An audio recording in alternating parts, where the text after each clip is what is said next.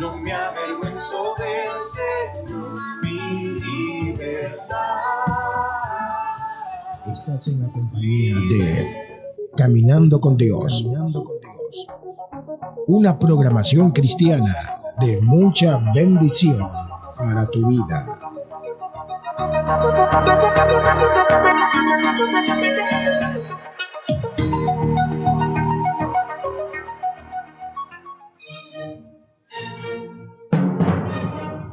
La hora de la reforma. Bienvenidos al espacio junto al teólogo presbiteriano César Arévalo, desde California, Estados Unidos. Un tiempo dedicado a conocer la fe reformada y su historia.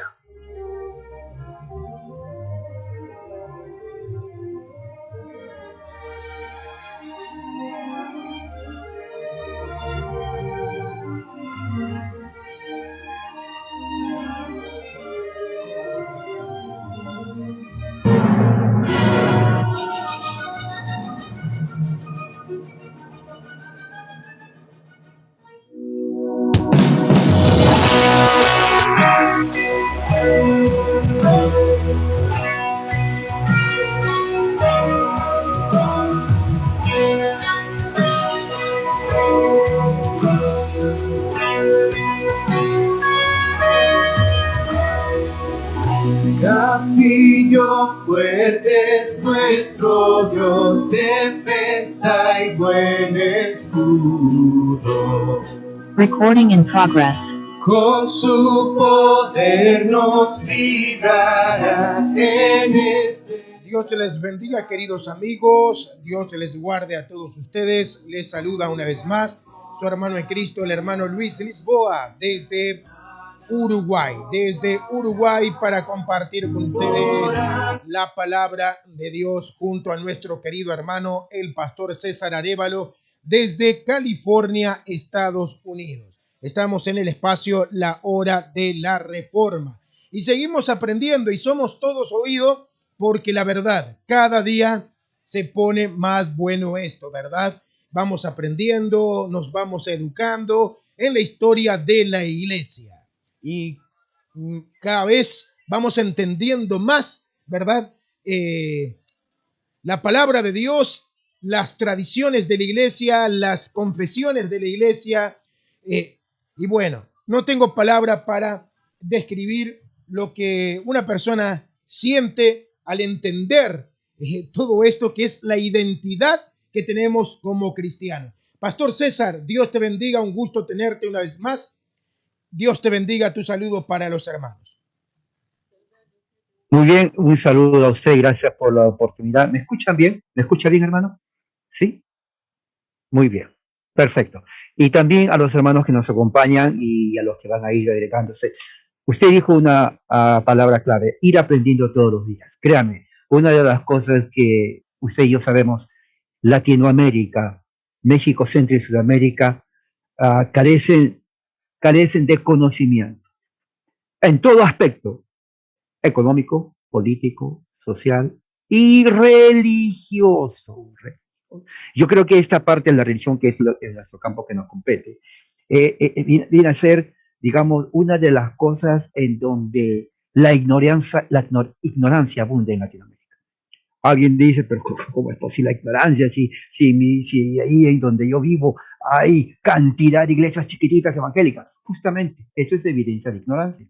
¿Cómo es eso? Ignorancia no sería que no haya. No. Ignorancia significa que hay, y cantidad, y divididas. Y no saben su origen, no saben lo que enseñan, y no saben realmente el alcance y la convicción de lo que la Biblia enseña. Me tardaría tal vez unas 10 horas hablando de cada punto en realidad. Pero esto va para los amigos que nos escuchan evangélicos, pentecostales, ¿no? En Latinoamérica. Aquellos que raramente conocen su historia de su país, menos de la religión. O sea, no es suficiente decir, bueno, yo voy aquí a la iglesia al Tercer Cielo, fundada por fulano de tal, hace 10 años. Eso no significa nada. No, pero yo nací en esta congregación católica, ahora voy a esta congregación. Eso tampoco significa nada. O sea, llega un momento en donde uno tiene que tomar en serio la fe cristiana. Hoy día el tema de hoy tiene que ver con algo que ustedes no conocen, que deberían conocer, especialmente los que son evangélicos, porque es parte justamente de aquello que nos diferencia del catolicismo romano y que es distintivo de la reforma. Ahora, si usted no es reformado, bueno, tal vez no lo va a conocer. Nuestra historia en Latinoamérica tiene raíces católicas romanas del siglo XVI que vienen y nos traen esa religión. Entonces nosotros crecemos conociendo eso. Y cuando entra el evangelicalismo, no nos dan la visión completa de lo que es la otra alternativa. Entonces la reforma viene a ser la respuesta a aquello que el catolicismo no ha enseñado, pero no solamente eso, sino también a cómo vivir la vida cristiana. Latinoamérica carece de eso. Y créeme, posiblemente llevará, no sé, 2 generaciones, 3 generaciones. Estoy hablando como tal vez 100 años más. Yo ya no estaré vivo, usted tampoco, nadie de aquí, en 100 años más. Pero por la gracia de Dios, es mi deseo que la semilla vaya germinando. No es fácil, con la cantidad de sectas que hay en todas partes, no es fácil. Pero no es imposible con el Espíritu de Dios. Dios puede hacer milagros que uno humanamente hablando diga, no, no es fácil. ¿Y qué es lo que voy a hablar? Voy a hablar aquello que es el fruto del siglo XVI de la Reforma en Europa, que se inició con Lutero, siguió con Calvino, siguieron después con otros reformadores más, y que comenzaron a sembrar la semilla de la Reforma en Francia, por ejemplo. Ya hemos visto en Francia los hugonotes, cómo fueron masacrados.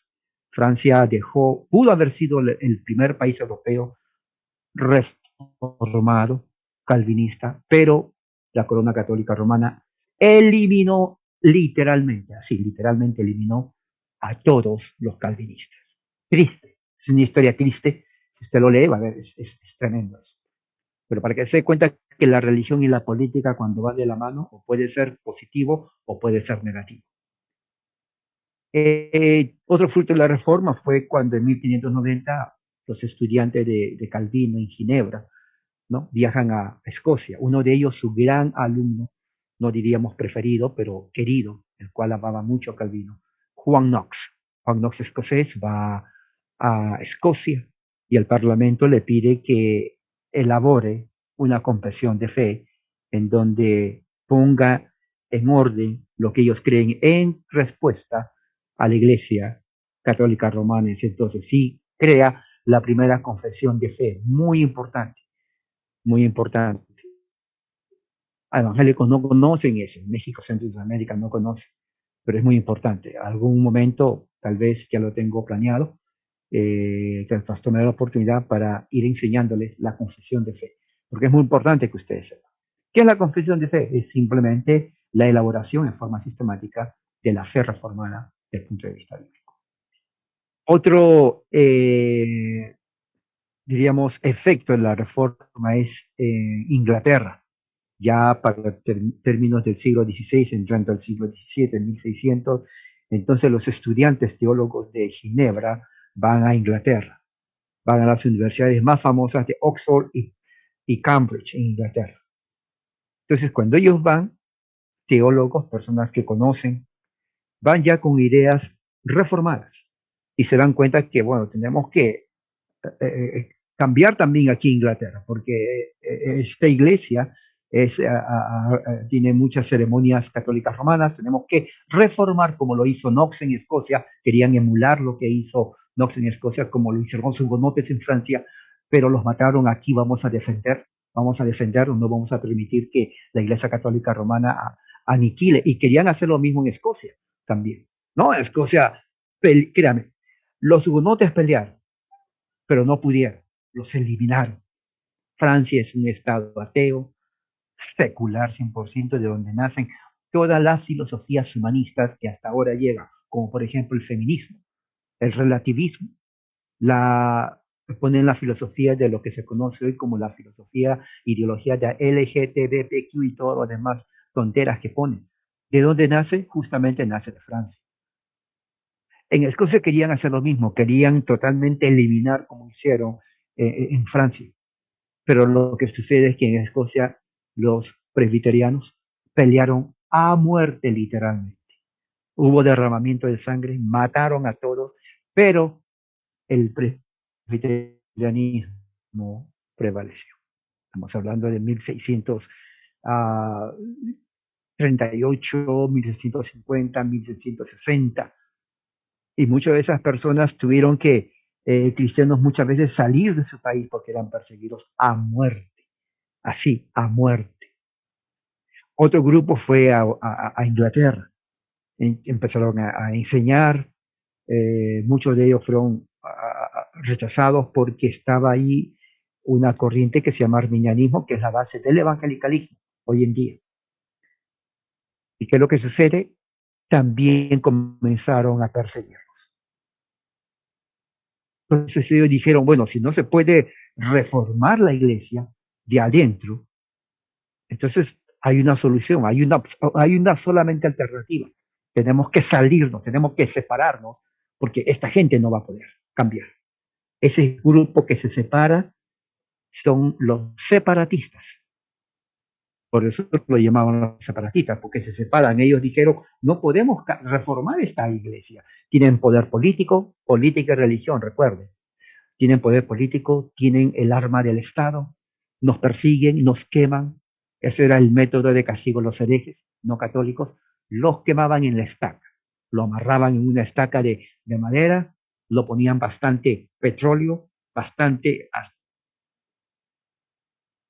leña, y en ese momento le prendían fuego y la persona viva ardía en ese momento, así. Entonces dijeron, tenemos que separarnos. Viajaron, salieron, 1600 y algo. Fíjese, el siguiente siglo después de la Reforma, porque la Reforma, los principales mueren para 1570, 1590, y habían muerto muchos reformadores, la mayoría. La segunda generación, para 1600, son los discípulos de la Reforma, otros reformadores, la segunda generación. Y querían hacer de Inglaterra también una nación protestante. Pero la fuerza católica romana era tan fuerte que dijeron, no nos conviene. Vuelvo a decir, la política y la religión van de la mano. Entonces, la religión dijo ahí en ese momento, no podemos dejar que este grupo de personas traten de cambiar la religión y traer una religión que no es de aquí, somos católicos. Habla el rey, y el rey dijo exactamente, el que no está de acuerdo a nuestra liturgia se le va a castigar. Y el que no asiste los domingos a nuestra liturgia se le va a tener que castigar, multar y, si es posible, hasta la pena de muerte. Entonces, los separatistas, los que estaban en contra de eso, salen de Inglaterra. Esos separatistas habían sido ya influenciados, habían leído mucho de lo que Calvino escribió, especialmente Calvino, mucho de lo que estaba pasando en Escocia. Ellos sabían lo que estaba pasando en el otro lado de Europa y dijeron, bueno, nosotros creemos también en eso. Tenemos que separarnos. Se salen. Ellos dejan su país por persecución política. Y justamente para 1620, ellos embarcan en una nave, cruzan todo el Atlántico y vienen a lo que es hoy en día los Estados Unidos de América. 1620. Tierra inhóspita, ellos no conocían absolutamente nada. Habían tribus, muchos murieron, más de la mitad de la población murió. Y ellos dijeron, venimos aquí justamente en nombre de Dios. Y tengo aquí una carta cuando ellos dijeron, porque no había gobierno, ellos forman su primer cuerpo político, ¿no? Que viene a ser la base de lo que es la Constitución de Estados Unidos. Y quiero leerlo para ustedes, para que se den una idea, porque esto es algo muy importante. Esto es historia. Se dan cuenta que el cristianismo verdadero no es inventado aquí por un fulano de tal que no tiene nada que hacer, sino que realmente hay una historia teológica. Ellos escriben esto y viene a ser la base política de lo que significa un Estado teocrático. Dice, sí, en el nombre de Dios, eso es 1620, ¿no? Cuyos nombres hemos escrito y somos leales sujetos al soberano rey de Inglaterra, ¿no? De Irlanda, de Francia, defensor de la fe. Habiendo nosotros llevado a cabo para la gloria de Dios. Mire cómo dicen, para la gloria de Dios y para el avance de la fe cristiana. Mira lo que ponen, habiendo nosotros, ¿no? Llevado a cabo para la gloria de Dios y para el avance de la fe cristiana. ¿Qué es lo que está diciendo esto? Nos está diciendo que esta gente vino a esta parte del Atlántico, en el norte de América, no porque querían darse de vacaciones. Primeramente, nadie quiere salir de su país por causa mala, pero ellos fueron obligados por la persecución que hubo por la fe. Entonces vinieron aquí y dicen, bueno, tenemos que empezar de cero, de abajo. No hay gobierno, no hay una constitución, no hay algo, entonces tenemos que crear, como eran ellos calvinistas, y dentro de la reforma existe el aspecto del pacto, ellos hacen un pacto aquí, pequeño, y dicen el propósito de venir aquí es para la gloria de Dios, fíjese, y para el avance de la fe cristiana. 1320, escuche usted, amigo, esto es nuevo para usted. Entonces, esto viene a ser la base de lo que más tarde se forma la constitución de lo que es los Estados Unidos de América. Mucha gente no sabe eso. Esta gente que vino de Europa, de Inglaterra, perseguidos por su fe reformada calvinista. Y ellos vinieron justamente para dar la gloria a Dios y para avanzar y vivir en paz en una sociedad próspera en donde cada gente es temerosa de Dios. Ahora, ¿qué es lo que sucede? ¿Qué creían ellos? Bueno, esto es muy importante que usted sepa en cuanto a lo que ellos creían. A ellos se les llamaron los peregrinos más tarde, porque estaban peregrinando de su país para esta parte. Pero ellos se llamaban santos, porque Pablo en las cartas que escribe, él se dirige a los creyentes como santos amados en Cristo. Pablo nunca usa la palabra cristiano en sus cartas.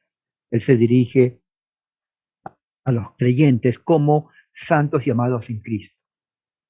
Santos y amados en Cristo en todas sus cartas. Léalo, la introducción y al final.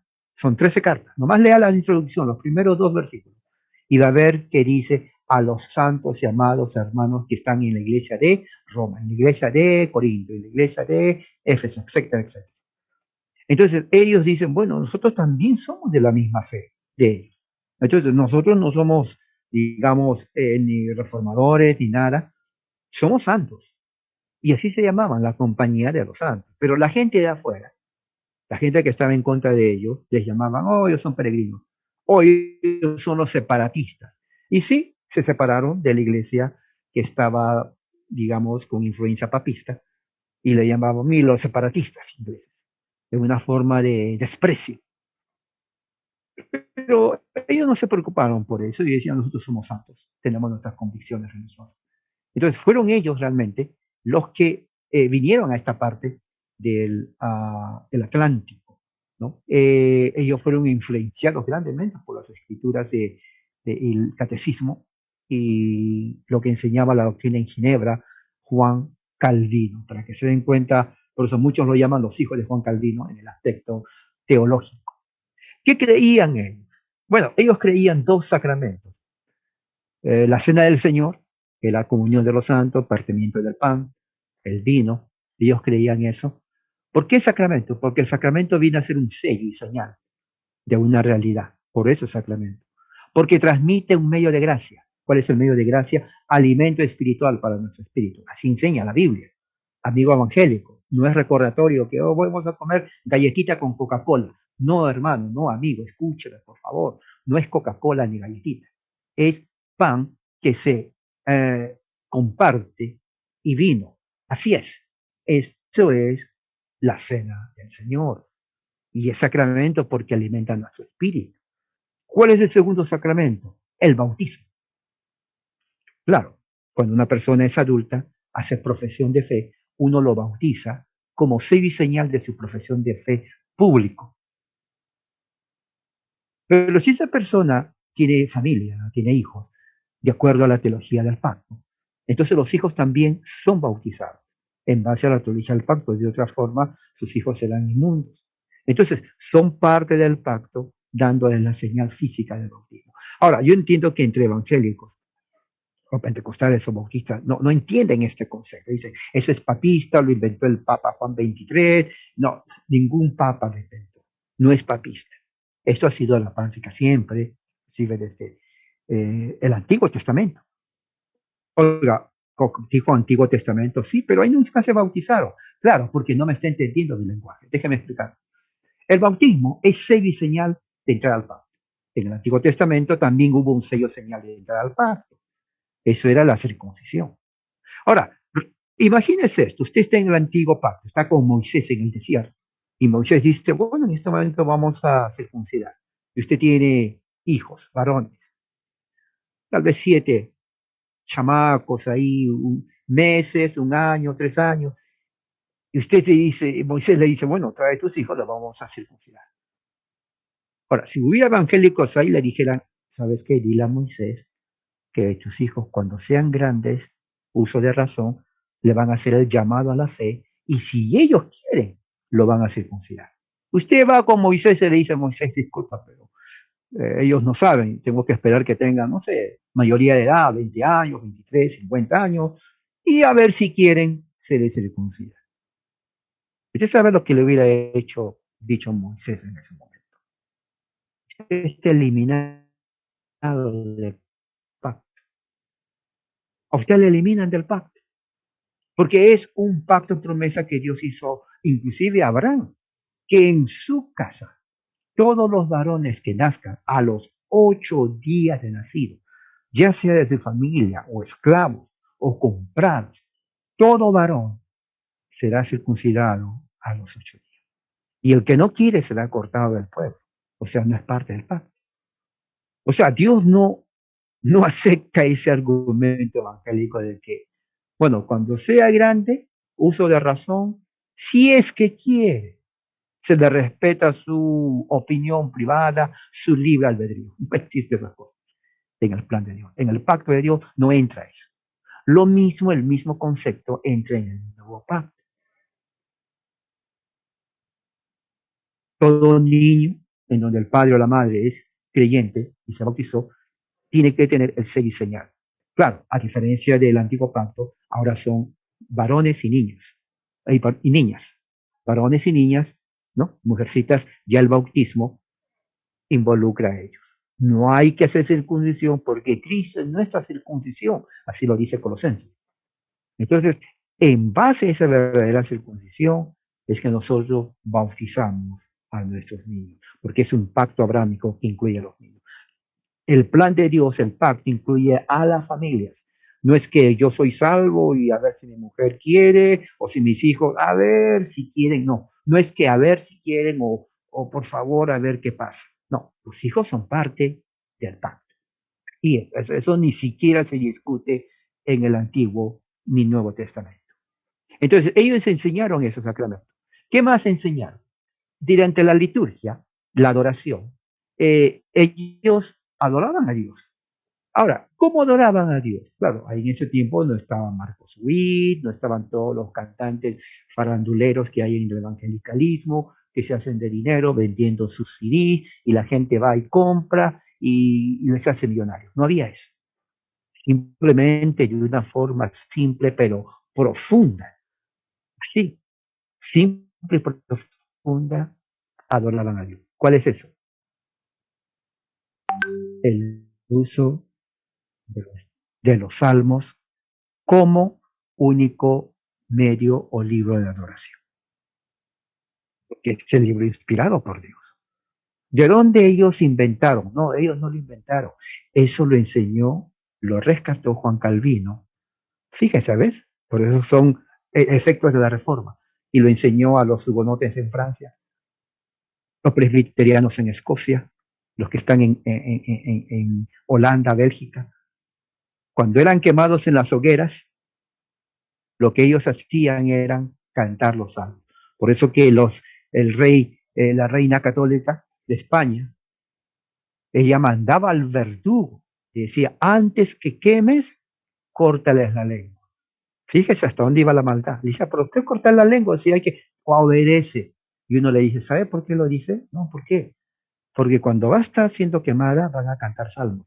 Y ella aborrece los salmos. ¿Sabe a cuántos hugonotes le cortaron la lengua? A más de 70,000 hugonotes. Está hablando 70.000, no 7, 70.000.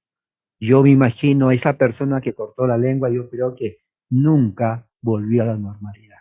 No, de veras. Soñaba cortando lenguas. O sea, se quedó traumado, porque no es fácil. Oiga, imagínense 70.000 cortándole las lenguas a un ser humano. Y luego lo prendían fuego. Pero lo curioso es que cuando estaban ya en fuego, sin lengua para cantar, y eso es algo, los historiadores se quedan sorprendidos, comenzaban a entonar la melodía. Mm, Y ellos decían, ¿qué están haciendo? Están cantando, pero ¿no le cortaron las lenguas? Sí, no se explicaban cómo ni cómo, pero se les oía tal vez la melodía, tal vez la esperación, lo que sea, pero cantaban los salmos y ellos sabían, oh, está cantando salmos. ¿Qué más vamos a hacer? Ya no hay nada, están siendo quemados. Entonces, los salmos vienen a ser la parte central en la liturgia reformada puritana, como sucedió aquí. Luego viene de eso la predicación de la palabra. Usaban la Biblia de Ginebra, ¿no? De, eh, de la era de Juan Calvino, y los pastores, los ministros, hacían una exposición larga.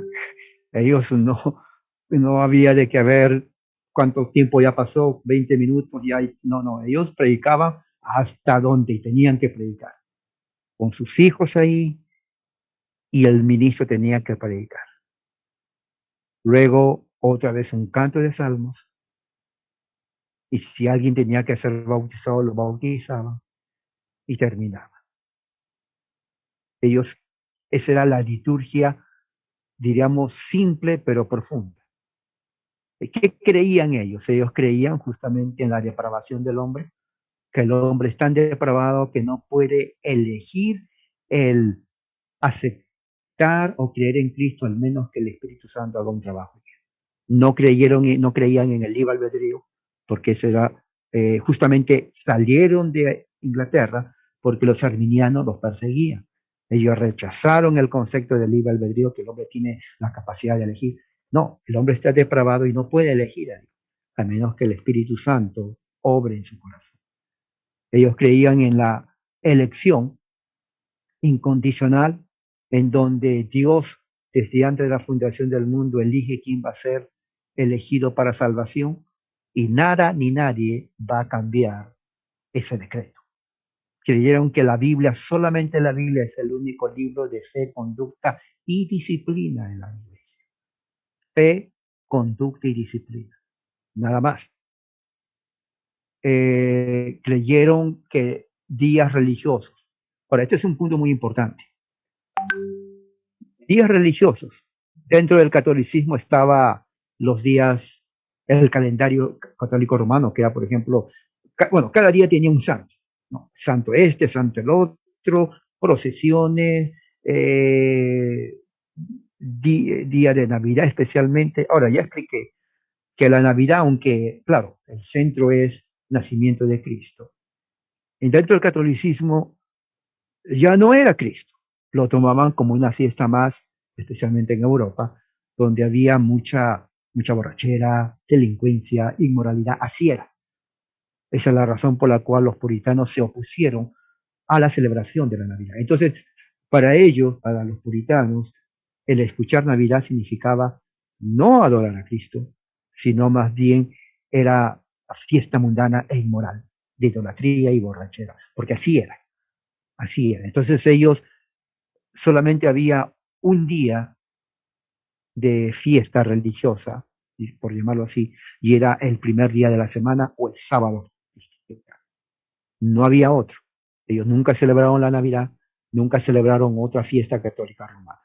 Muy bien. Rechazaron y gobierno de iglesia. Esto es muy importante. Habían dos formas de gobierno de iglesia. Ellos no eran presbiterianos, pero ellos siempre creían en el oficios ancianos, más de un anciano, tenía también su diácono y también tenían un maestro. Interesante, porque uno diría, pero el pastor no es maestro, sí, él es maestro, pero había otro que era maestro, específicamente maestro. Claro, uno lo llamaban pastor, pero era maestro, basado en lo que dice Pablo en Efesios 4. Y el diácono. El diácono no era como lo ponen en las iglesias evangélicas, a barrer, limpiar, desempolvar las ventanas. No, no, no. El diácono era la persona que estaba encargado de visitar a los enfermos y tenía un ministerio muy, muy respetado. Y cualquiera no podía ser diácono, ¿no? Lo conozco algunos hermanos de iglesia evangélica que dicen, mira, el pobre hermano está triste, hay que ponerle a hacer algo. Oh, ponle de diácono, que salude a los que entran. O sea, como que sí, el título de diácono, un poco más un pordiosero. No, no, no. Eso no es así, ¿no? Diácono era una persona que era en alta estima, su ministerio muy importante, especialmente servir al necesitado, a los enfermos, a los que tenían, hermanos, necesidad en la iglesia local. Y por último, ellos fueron los que comenzaron a tener la práctica, algo que ya se hacía en Europa, pero aquí era nuevo, un día de acción de gracias. Ahora, ellos tenían mucho para agradecer a Dios. Primeramente el viaje, no era fácil. En esos tiempos, oiga, viajar de Europa aquí es realmente un milagro llegar con vida. Los barcos se hundían y morían obviamente todos. Ellos sobrevivieron, uno, el viaje, pero número dos, sobrevivieron el invierno crudo. Oiga, recuerde, vienen aquí, no tenían casa, no conocían nada. En el primer invierno, más de la mitad muere. Vinieron como 100, murieron más de 50, fíjese, en el invierno. Muchos comían, la comida aquí les hizo daño y murieron.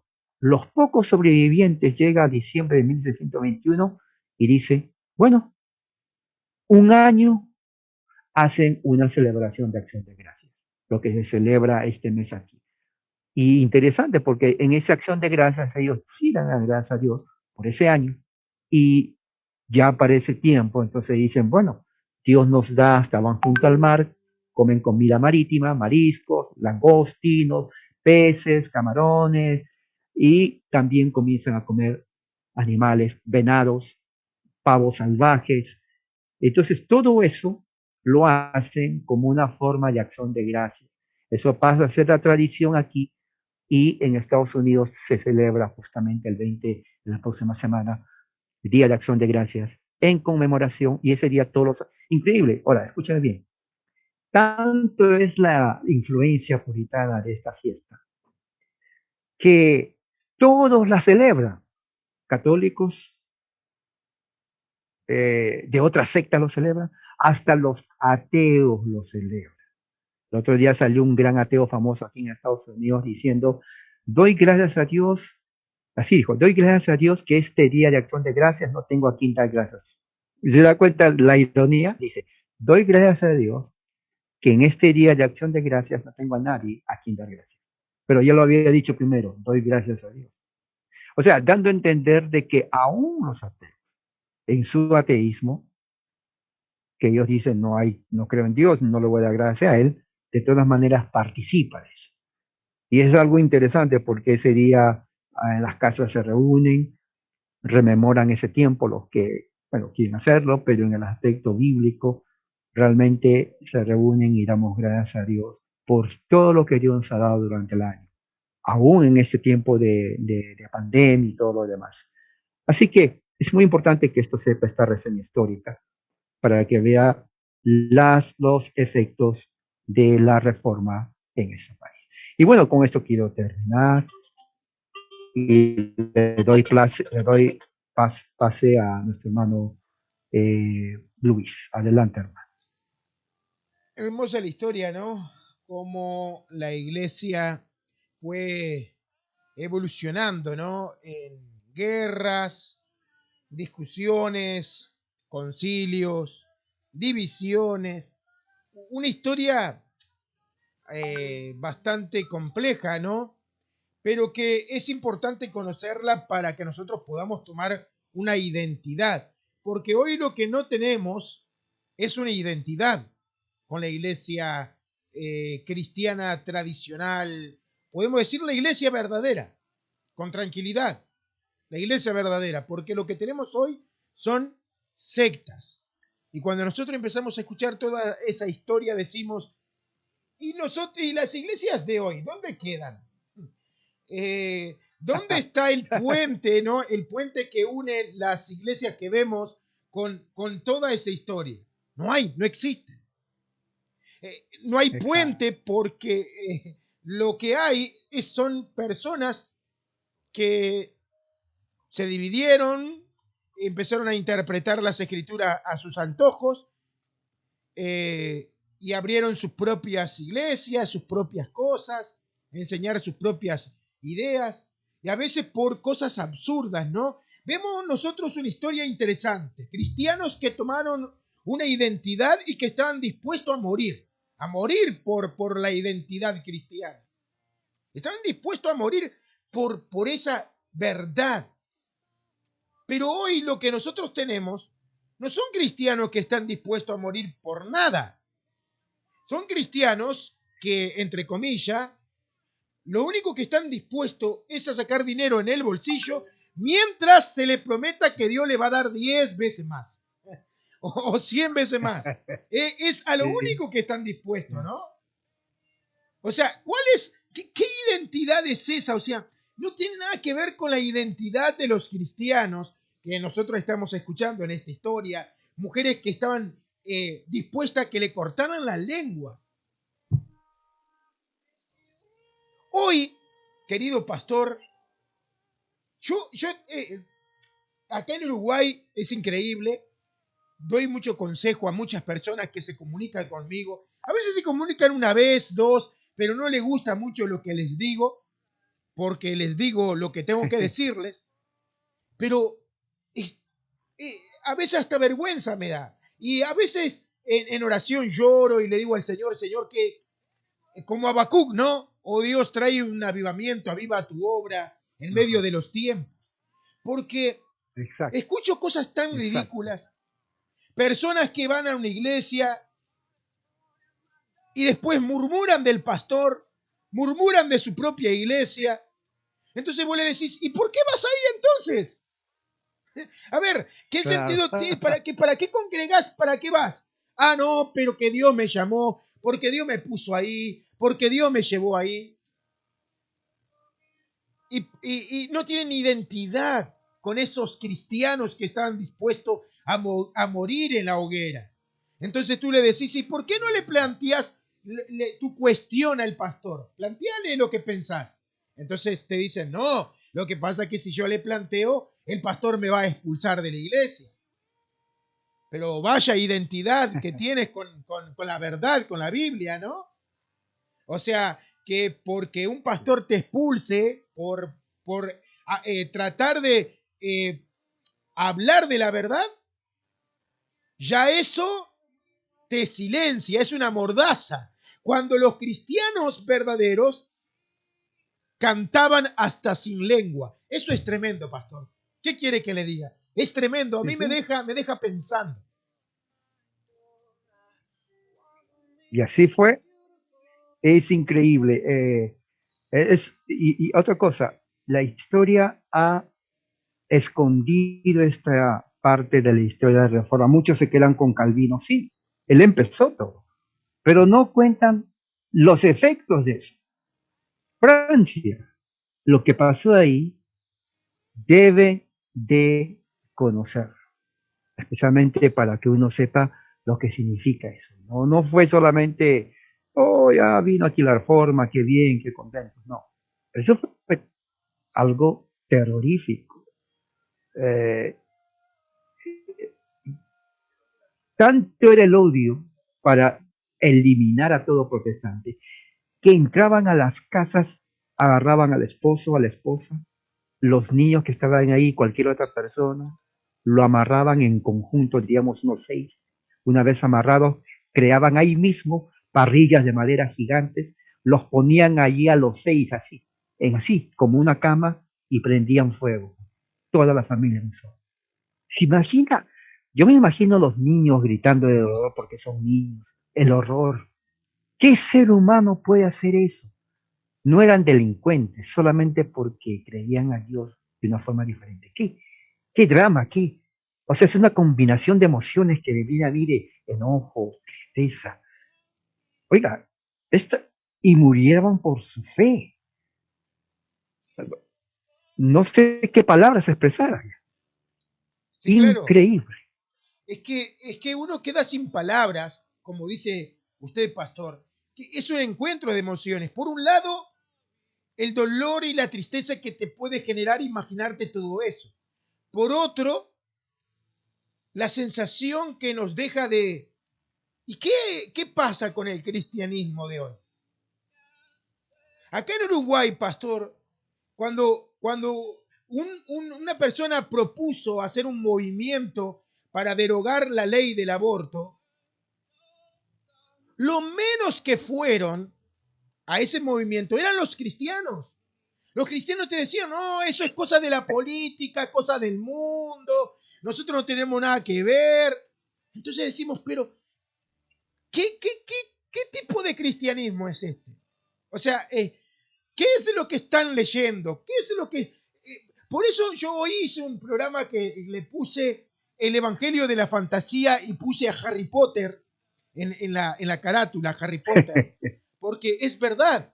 Es el Evangelio que hoy tienen, el Evangelio de Harry Potter. No sé, creo que hay más objetividad en una leyenda, en un libro de cuentos. Creo que hay más enseñanza en Narnia Sí. que en estas iglesias, porque es la verdad. Sí, sí, sí, verdad, sí, sí. Sí, hay mucho que, algo que hay que tener en cuenta es que si no se conoce la historia, por ejemplo, de un país de uno, de Uruguay, supongamos, y le dice, ¿naciste en Uruguay? Sí, cuéntame tu historia. No, pues que ya nací ahí, nada más. ¿Qué más quieres que te cuente? O sea, es lo mismo en la religión. ¿De dónde viene? ¿Qué es tu fe cristiana? No saben qué responder. No les enseñan. Y claro, si el pastor no sabe, menos la congregación. Historia y religión van de la mano. El cristianismo nace en un contexto histórico. No nació hace 10 años ni 20 años. Tiene más de 2000 años. ¿Qué pasó esos 2000 años? ¿Por qué, diríamos, existe la reforma?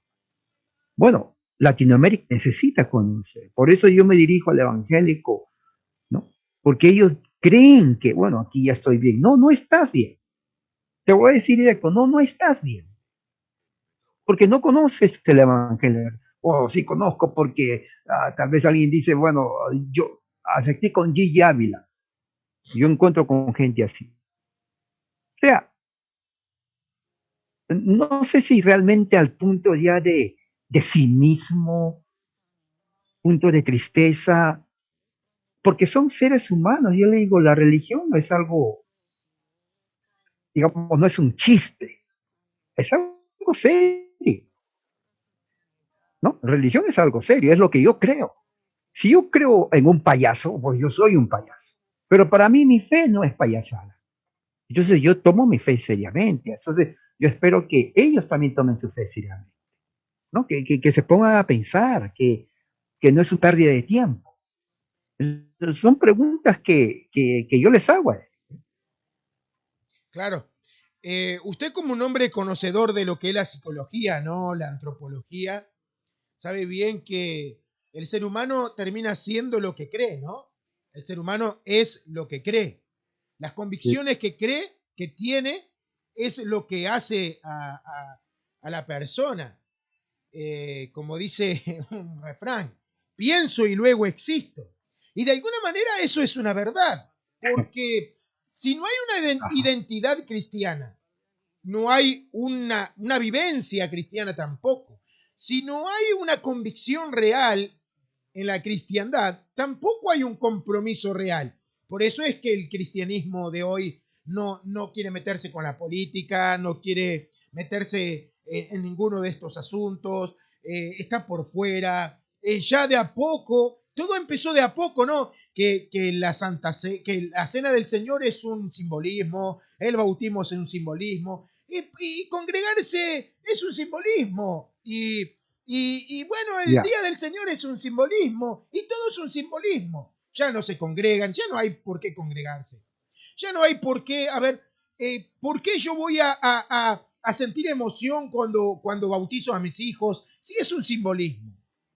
Todo es un simbolismo. No hay un sentido real, espiritual y convicción atrás de todo eso. Y eso es lo que hoy tenemos.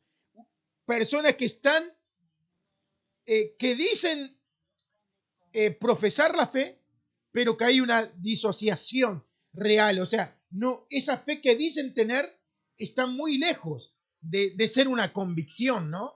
De ser algo propio, una identidad propia del individuo. Lo que hay detrás al final y al cabo, pastor, yo me imagino que es amor a sí mismo.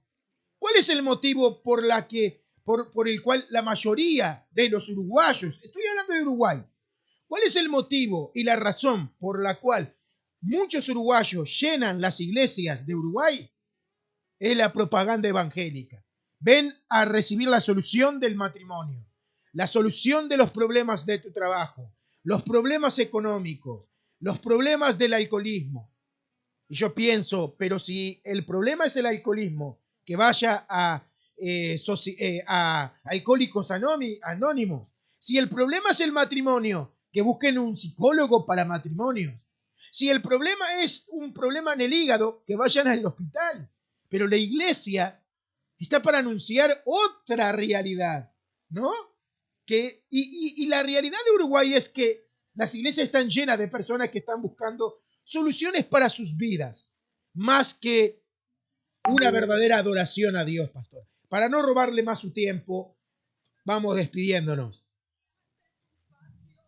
Sí, correcto. Muy bien. Entonces, vamos a continuar la semana que viene. Gracias otra vez por el tiempo. Hay mucho que hablar y vamos a continuar hablando según algún amigo, hermano quiere saber más. Pues regresamos el martes a la misma hora y con buenos temas. Amén. Amén. Excelente. Dios te bendiga, pastor. Muchas gracias por tu tiempo. Se agradece pila. Bendiciones. Ahí está. Amén. Amén. Dios te bendiga.